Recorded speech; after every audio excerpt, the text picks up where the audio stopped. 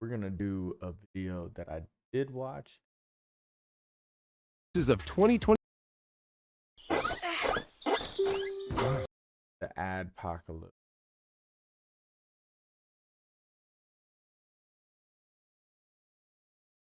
The world of gaming is AI generated ads are going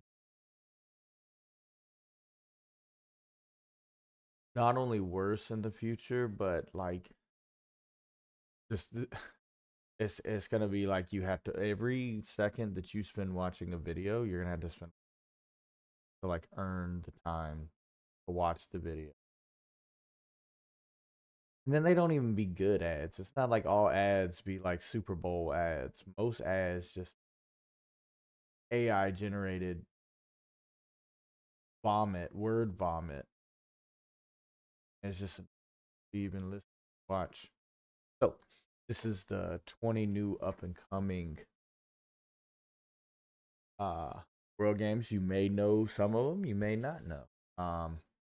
Don't know okay tricks. I just know how I got unsubbed. I still has the like on the video, but didn't give me the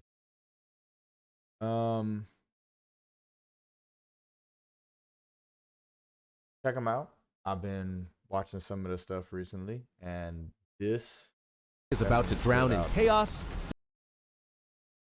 so of course we start off with Dying Light to Beat. fear, Honestly, and endless hordes of the undead.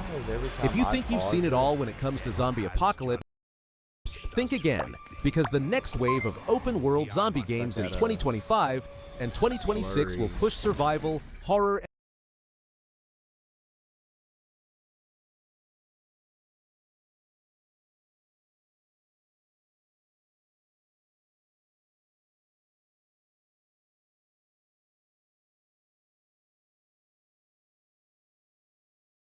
and freedom to terrifying new limits.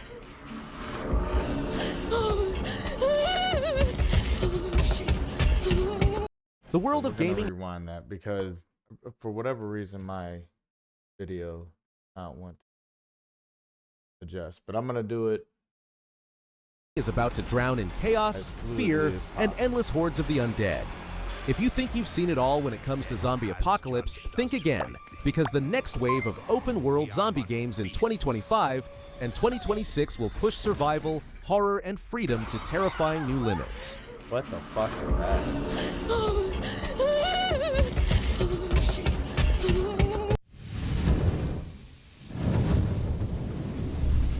September 19th, 2025 is the new date circled in blood red ink, and you can feel why the extra 4 weeks matter the second your boots hit Castor Woods. This Twin Peaks tinged countryside looks tranquil from a distance, but up close the trees whisper and everything hunts. Kyle Crane is back, and he's no longer just a survivor. He's a man balancing on the knife edge between human and monster, chasing vengeance against. My biggest critique of Dying Light 2 that I genuinely did not care for. It felt like it was too fast. I felt like this wasn't enough. But I feel like they're going to update it a lot, and I think there's so much more that they can do, and they do without trying to give too many giveaways. At the end of the game, it leaves space open for a third. Doesn't end it. But it leaves space open for a third, and I do appreciate that. So for all the people that do critique it and say that there's not enough, which I agree, it's not enough, but at that same token, they have left room for another one. The Baron while wrestling with what he's becoming. Parkour is pure flow now, no stamina bar yanking you back to earth, just refined physics and 100+ fresh animations, letting you snake across rooftops, leap fences, and claw your way up anything that looks climbable.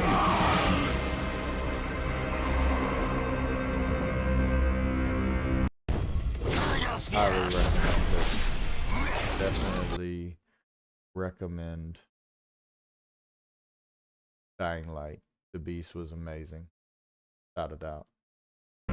The lawn war that started it all comes back in a full HD glow-up on October 23rd, 2025, and it's bigger, brighter, and nastier in all the right ways.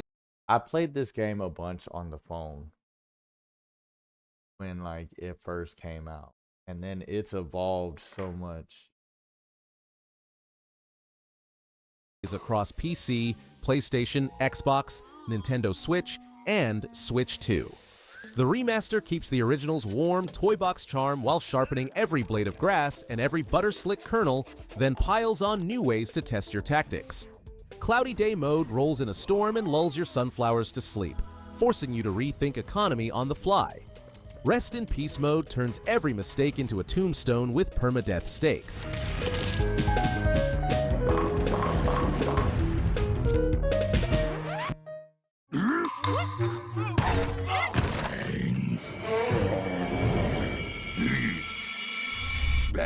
February 27th, 2026 drags you back to Raccoon City, 3 decades after 1998 turned it into a scar that never healed. In the ashes stands the Wrenwood Hotel, and FBI analyst Grace Ashcroft returns to the place where her mother died, pulling at a thread that leads through memories, lies, and something that never stopped feeding. Requiem lets you decide how to face that dread moment by moment.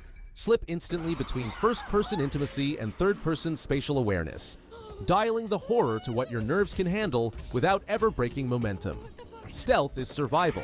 A relentless creature can stalk walls and ceilings, and every thrown bottle or creak of a lighter becomes a gamble between light and exposure.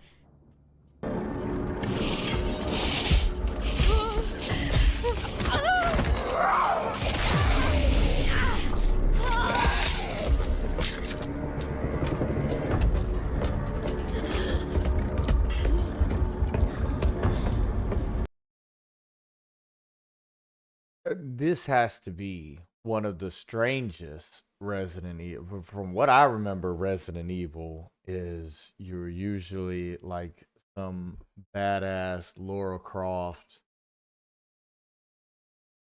symbol of a person, and you would go through the world shooting and dodging. And like, I don't mind things going bump in the night, but I've never really cared for games that have the aspect that you can't directly hurt or hinder. At the very least, you should just be able to outright kill it. But whatever it is, you need to at least be able to hurt or injure it. With this, it seems like she genuinely has no choice but to slowly walk away in fear of this massive gray monster slowly walking at you. Don't know if I'm a fan of the idea. When the siren dies, the city exhales rot and opportunity. This is a hardcore PPVE really extraction good. shooter where zombies are only half your problem. Drop solo or with 2 partners, scavenge gear in districts crawling with the dead and the desperate, and make it to extraction or lose everything you carried in. Every successful escape fuels crafting back at safety. Every failure writes a lesson in teeth marks. The recent global tech test stress-tested the chaos and teased a growing undead wardrobe. Walkers in varied outfits that make encounters feel less predictable and more alive. The mood sits between the panic of Left 4 Dead 2 and the slow burn tension of Hunt Showdown. Tight gunfights, ruined neighborhoods, and the constant math of risk versus reward as you decide whether to cut across a dark alley or circle wide and hope another squad doesn't beat you to the stash. I mean, I really didn't get, I had to work, so I really didn't get to be a part of the playtest that much. But what I remember, what I've seen, that game is going to have so many rats in it. It's going to incentivize rats. World War II's dead don't stay buried on a remote like Nazi-controlled island, and spring 2025 drops you onto its shores with 3 allies and a plan that won't survive first contact. This is an atmospheric first-person co-op shooter where 4 distinct classes lock together like cogs, each bringing abilities and responsibilities that matter in the chaos. Between missions, the hideout is your heartbeat, A living hub you grow and outfit, a place to craft weapons, tune melee tools, and slot scavenge blueprints into something meaner than what you brought home last time. When the main operation ends, Expedition Mode lets you roam the island at your own pace to chase side quests, hunt rare loot, and stir the hornet's nest for the fun of it. Crossplay bridges platforms and shared or local options make it easy to keep a squad together.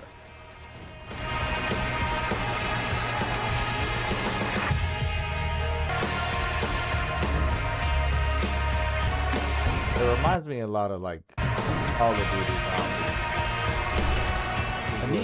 It looks like a full in-depth game of Call of Duty. I don't know. Make it easy to keep a squad together. It all looks like the same map. It's like it's... When does it? In the chaos, each bringing abilities buried on a remote Nazi-controlled island, and spring 2025 when the... I don't know.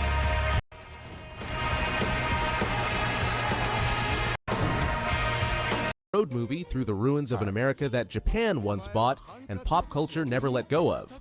You wake as Choco Chigusa, a teenage girl dragged back from the dead into a world of zombies, monsters, and fractured factions, and you set off across a continent that's been remixed into New Yokohama, San Francisco, Las Vegas, Neo Tokyo 4, and stone faces that stare down from Mount Rushmore. Combat is fast and playful, a gleeful mess of melee, firearms, and wonderfully eccentric tools that paint the asphalt red. Between fights you live, really live. Upgrade a custom RV into the ultimate rolling home. Craft gear, hit mini-games, collect oddities, and soak in a soundtrack that feels like a VHS mixtape.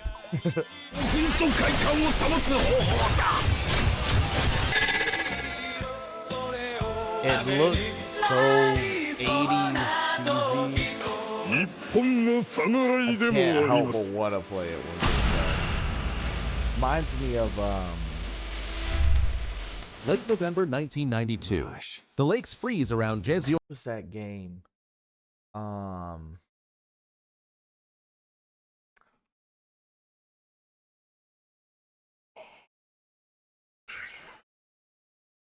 Colonia and the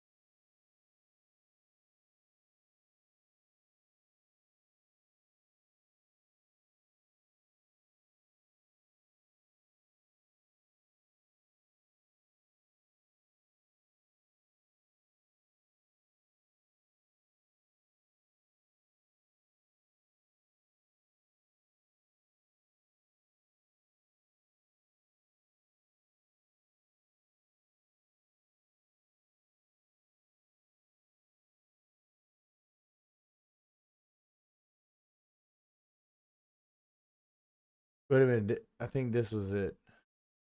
The Godfather? Back then?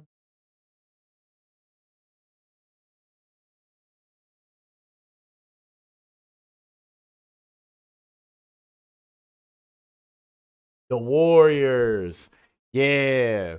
This is what it reminds me of. The Warriors back in the day. That was that game. That game was fucking epic.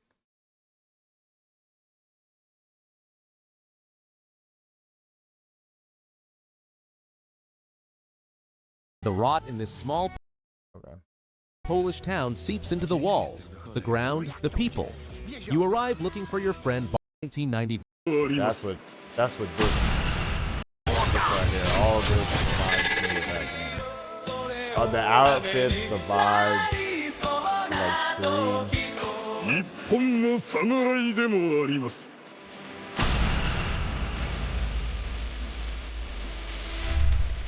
Late November 1992. The lakes freeze around Jeziorn, Colonia, and the rot in this small Polish town seeps into the walls, the ground, the people. You arrive looking for your friend Bartek and find reality unraveling thread by thread. Holston wraps classic survival horror in a striking visual identity.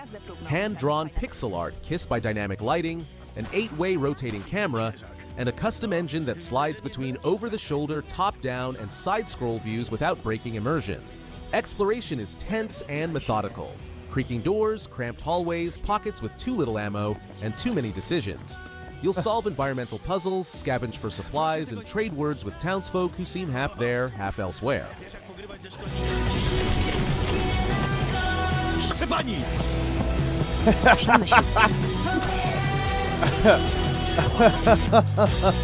The dude popping up. From December 1st, upon logging into World of Warships. Oh, man. That's...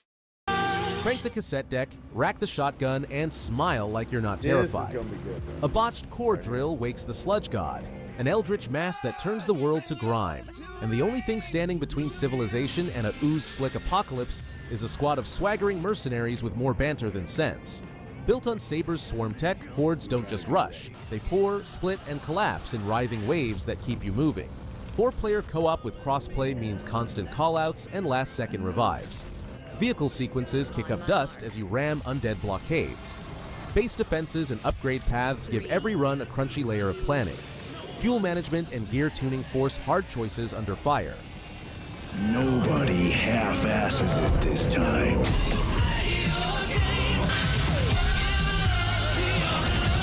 Ugh.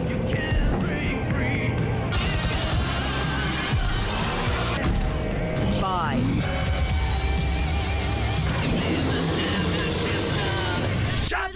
A cold wind blows across a ruined Soviet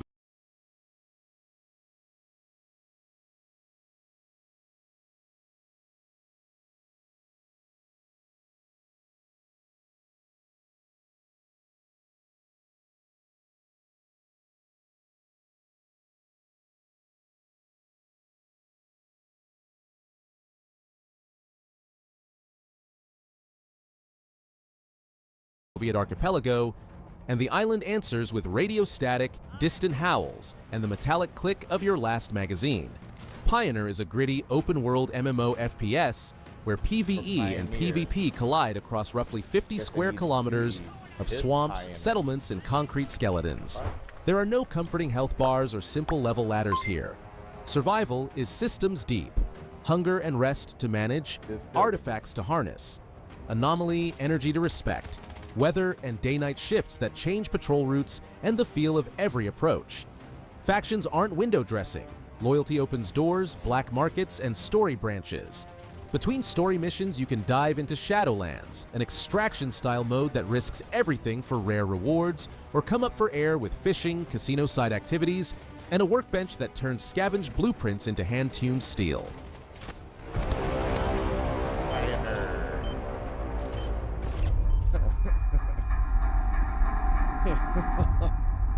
It's gonna be a really good.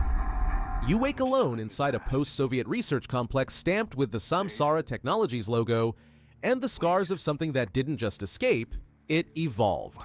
Regeneration is third-person survival horror built around scarcity and escalation. Corridors hum with dead power. Labs hide notes that read like confessions, and the ecosystem outside your window seems to grow back faster the more you hurt it. Anomalous creatures adapt, flesh knits, and every encounter becomes a push-pull between aggression and caution. You'll piece together routes through shuttered facilities, jury-rigged tools, and use the environment as a weapon while your radio crackles with half-truths from people who may not want you to make it out. Early access on Steam sets the stage with community-driven updates, while a full PC release is targeted for 2025 and console versions planned later. Before it awakens. Kate, please, forgive me.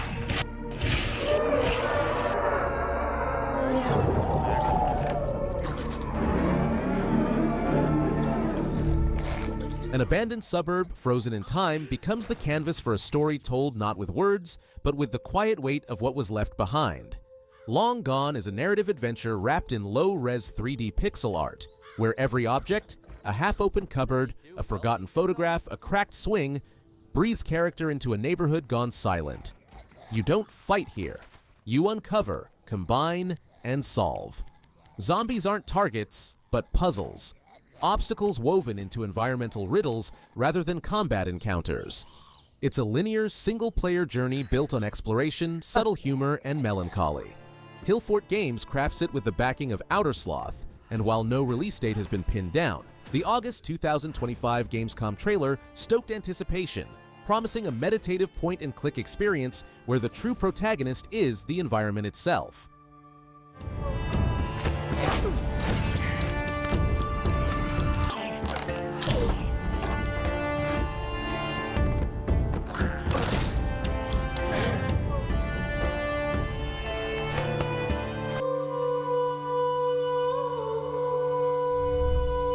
The Black Death ravages England, and in Birmingham, the plague takes on an even darker face. It reanimates the dead. God Save Birmingham throws you into this medieval nightmare as a survival simulation grounded in historical grit and physics-driven detail. You're not just watching hunger, thirst, and fatigue meters. Panic itself gnaws at your choices, making every encounter with the infected a fight against fear as much as flesh. The town becomes your sandbox. You craft weapons, cook meals, drag furniture across streets to build barricades, and topple beams to slow the surge. 2 playable characters are available from the start, with only a quarter of the town explorable in early access. The full vision, a complete city crawling with plague-ridden corpses and desperate survivors, will grow over time.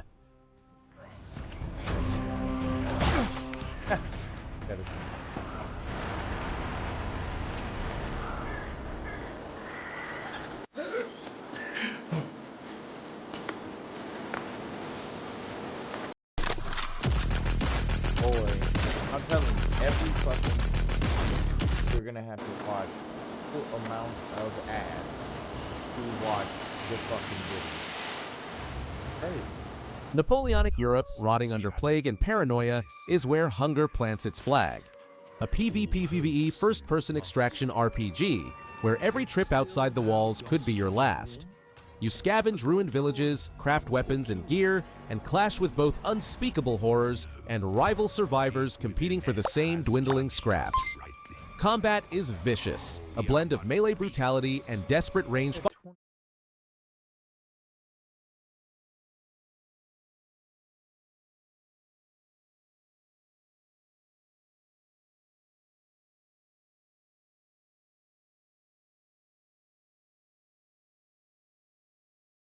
Peggy 18.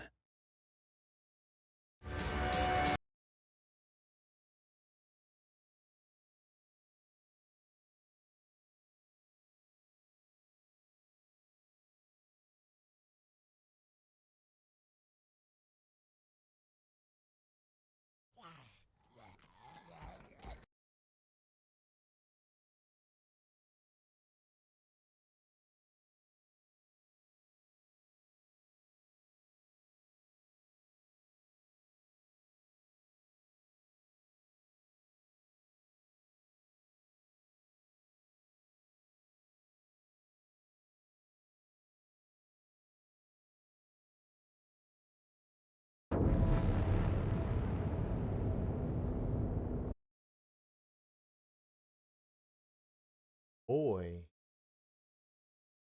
Damn, for the bait. For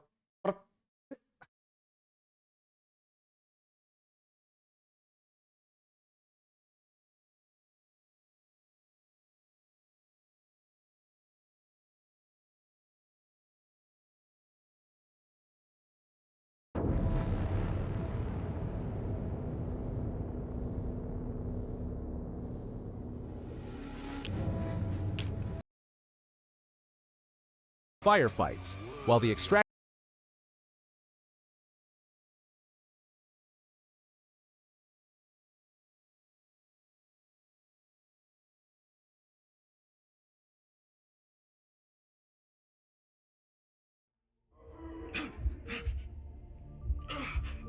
loop ties it all together.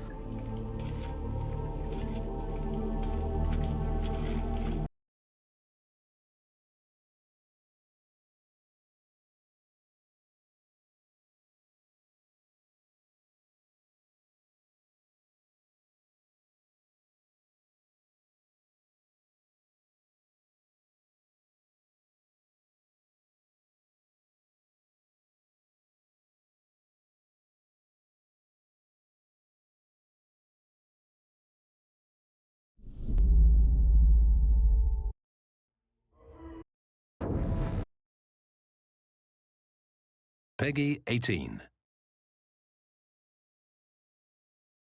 Make it back alive and keep your gear. Fail and lose everything. Unlike many games in the genre, there are no wipes.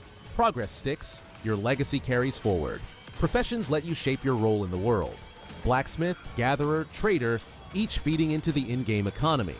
At the center stands the Chateau, a social hub alive with quests, trading, and proximity voice chat, where tense alliances and sudden betrayals happen face to face.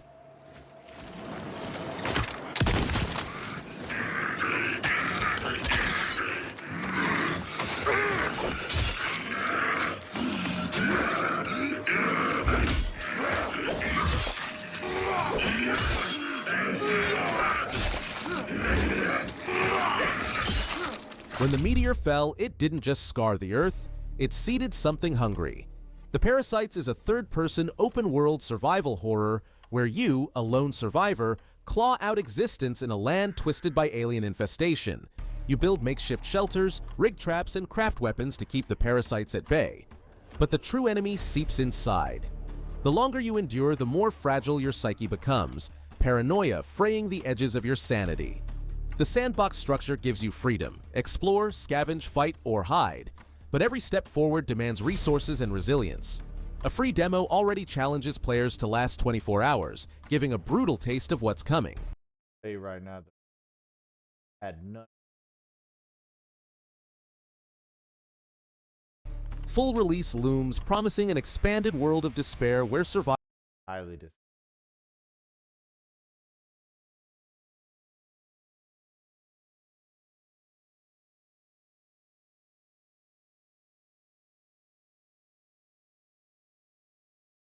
isn't just physical, it's psychological.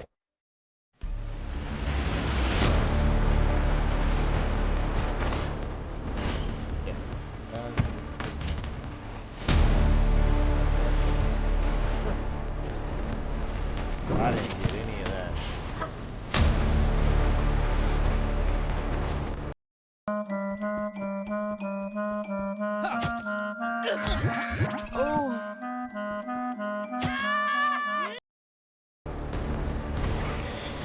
The world is shattered, carved into gaping scars where humanity clings to survival aboard massive mechanical crawlers. Canyons is a third-person extraction shooter set in a procedurally generated post-apocalypse where every expedition means rolling the dice against creatures, raiders, and the environment itself. Solo, or with up to 3 allies, you'll operate colossal crawlers, half machines, half lifelines, that serve as both transport and bases. Upgrade and maintain them to push deeper into the ravaged canyons, return with resources, and expand your haven. A settlement you shape into a hub of shipyards, armories, garages, and even a grotesque cafeteria. Every run feeds back into building this community, but failure strips you bare. There it is. Huge crawlers. That's not enough. I don't think you. Perhaps your battle crawler. A thick fog clings to Ashen Point, a desolate island that once echoed with music, but now whispers only with ghosts. You play as Lyra, a former rock star pulled back to this cursed place by a cryptic voicemail from her vanished bandmate Mira. Liminal Point channels the spirit of Silent Hill in Resident Evil, told through isometric fixed camera angles that frame every hallway and alley with oppressive intent.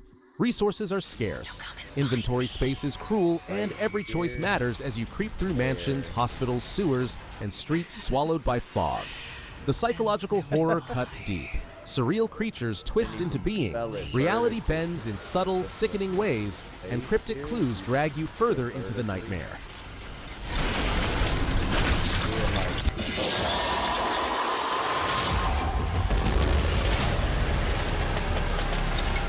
In a world drowned in toxic fog, life clings to metal and memory. Oh, man. Yeah, I remember.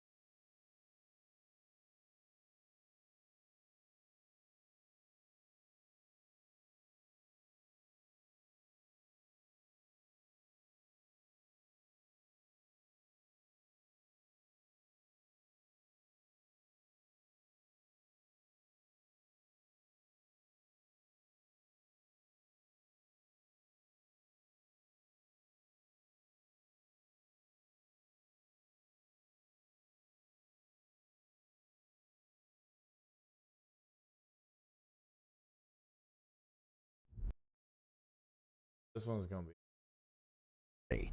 Minsk is a third-person survival horror adventure where you embody an android crafted by a lone engineer, driven by one purpose: to find and reunite with another sentient machine operated by a distant biologist. The story isn't just survival, it's about connection, loneliness, and the fragile hope of finding kin in a broken land.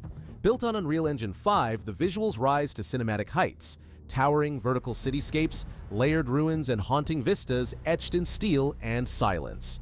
Gameplay blends exploration, tactical combat, and environmental puzzles, each space a stage for atmospheric storytelling. The sound design envelops you, making the emptiness feel alive. Every echo a reminder of how small you are against the collapse. It's bleak, beautiful, and strangely human, a journey of machines teaching us what it means to hold on. That shit is really original.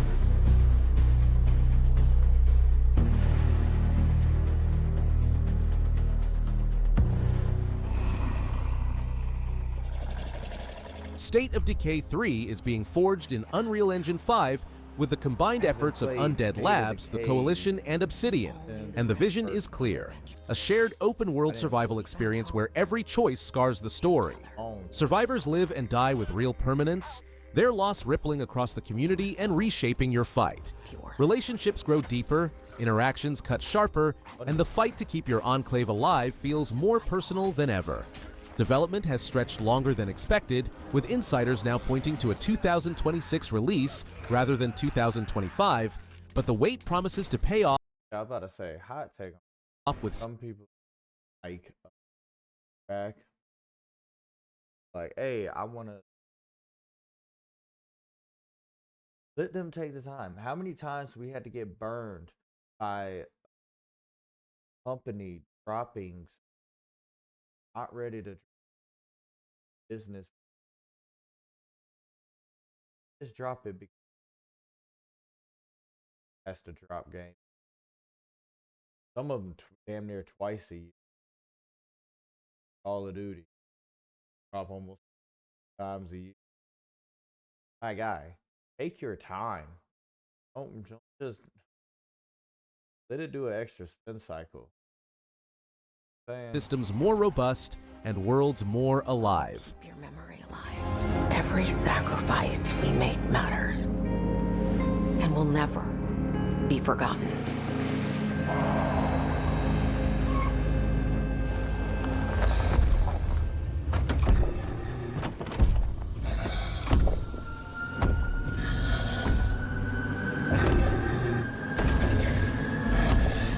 You wake on a lonely shore, the sea.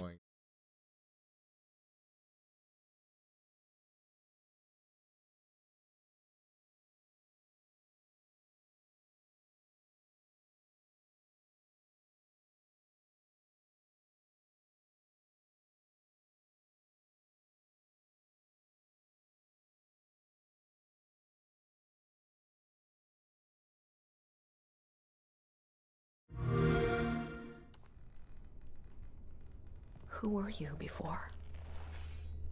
Who did you love? What did you believe?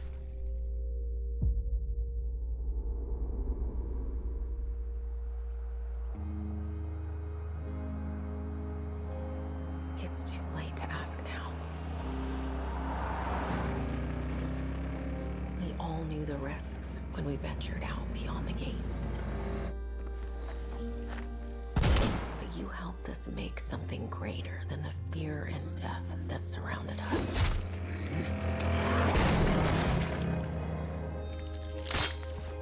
We found hope in each other. Help! I'm surrounded. They're everywhere. There's way more than I was expecting. And even if we bought the other survivors just one more day, the sacrifice would be worth it.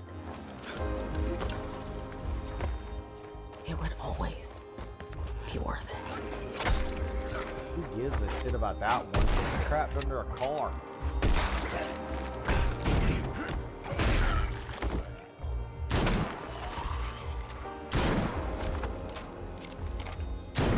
And that helped us find the courage to keep going. To fight on. Oh, way better. The combat was so good. When we needed it the most.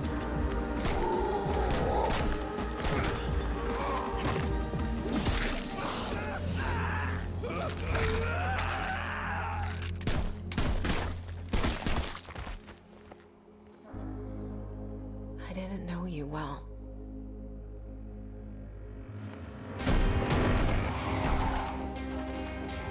But we'll keep your memory alive.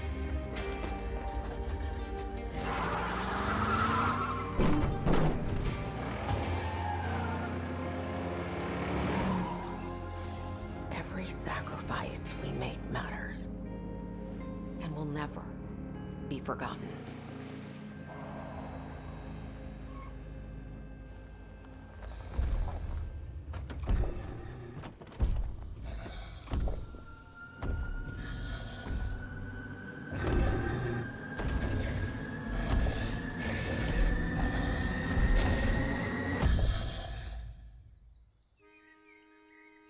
No one is forgotten.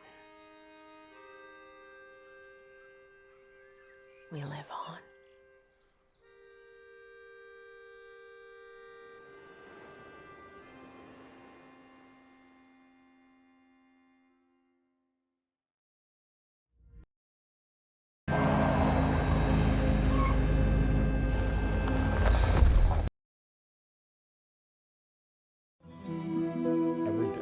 Boy, I'm telling you, ads ain't now. The zombie genre is back, and it's more diverse than ever. Today, we're diving into the best new zombie releases of 2025 and 2026.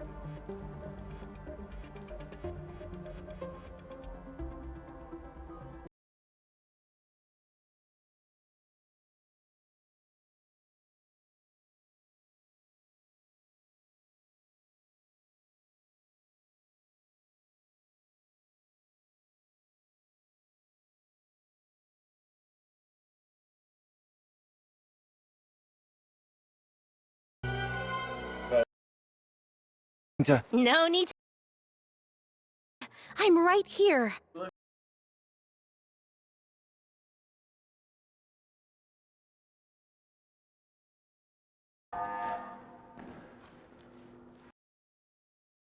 Don't you fuck.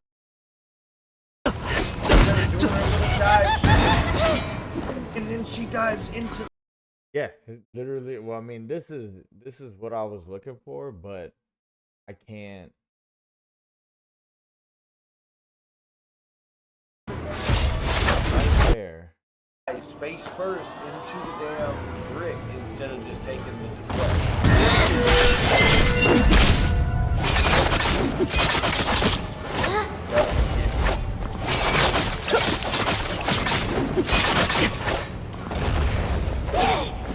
See that right shit? There. Instead of diving, she stood right there. Okay, why did she do this right here?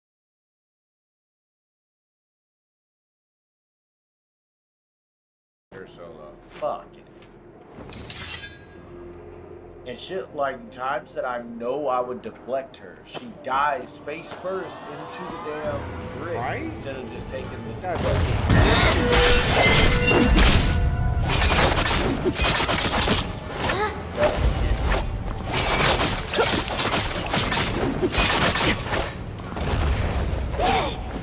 See that shit instead of diving? Why the fuck did she do that? And then she did it again. Dives into the did it twice just now, where she avoids my deflect. And you see this bitch. Like, no, you still gotta fight her solo. Fuck, genuinely fucking right here. And shit, like times that I know I would deflect her, she dives face first into the damn brick instead of just taking the deflect. One time she actually killed with the blade and died.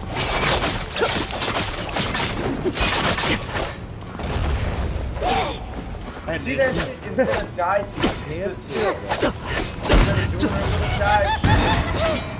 And then how did she miss there? How did she miss right there? What second is that? See that shit instead of diving, she stood still. That is and then she dives into the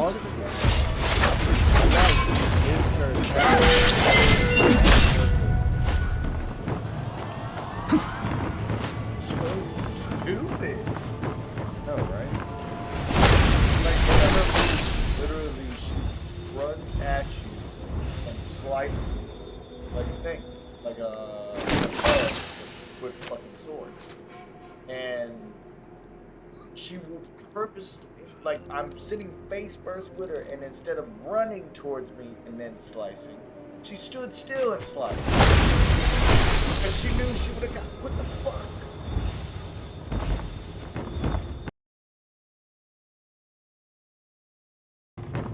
How long do I? There was something, there was a final straw. Horse of Thunder. There was a final straw when I genuinely put some Wolf Hunter.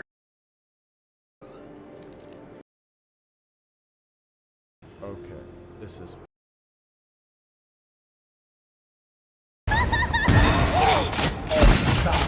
Yeah.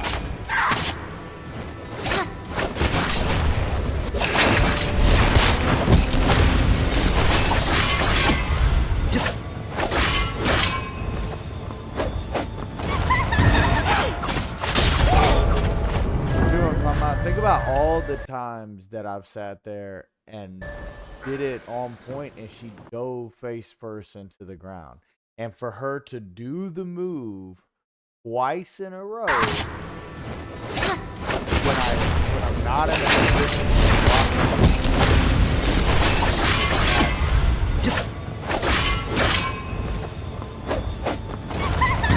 that's what she's running towards you and whatever reason, when it was time for her to do it right here, that's what she did. See that shit instead of diving? Why the fuck she do this here?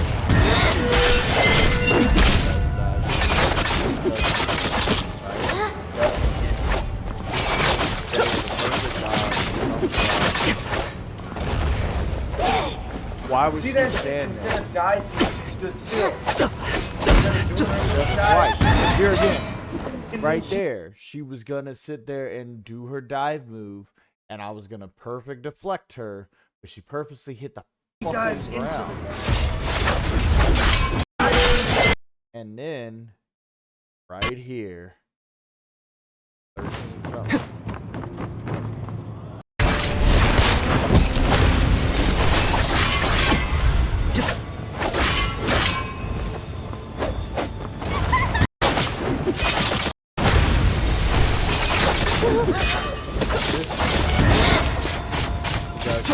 Perfect.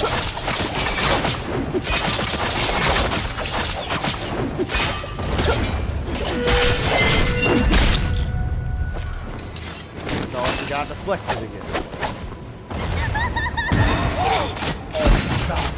That's the actual move that she's supposed to do.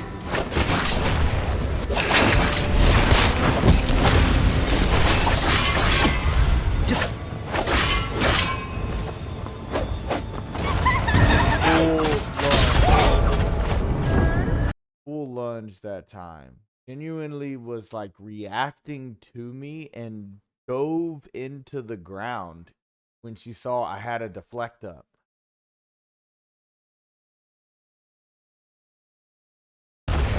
All I had a deflect up shit? and Instead stood of diving, still. she stood still. Instead of doing her little dive, And she did it twice in a row right there. But for whatever reason, here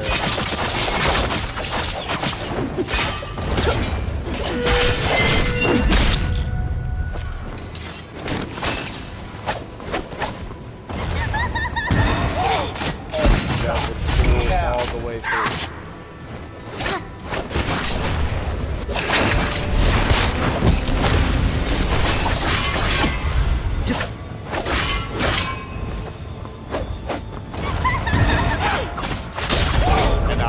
At that point, I was genuinely just so fed up because of this right here. And I mean, this is just like a prime example. see that shit? Instead of diving, she stood still. This fight. And then she dives into the... And I'm just like, bro, she purposely she purposely goes face first. Oh. And then also, if she hits me with that attack, I'm dead. I die because I got hit with that.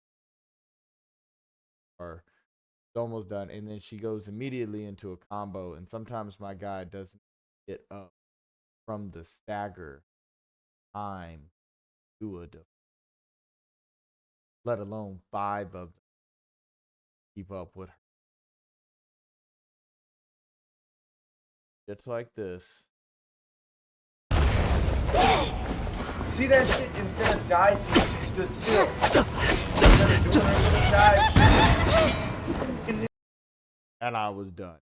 I was genuinely, bro, fuck this. I don't know what's going on. How she gets to even do. She pump faked me twice. In a row. Faked me out. I don't even know if I'm supposed to do it or not because of the fucking. Yeah. After that, I had to just, bro, I don't know what's going on, but I don't like it. And I'm about to fucking punch this bitch through the screen.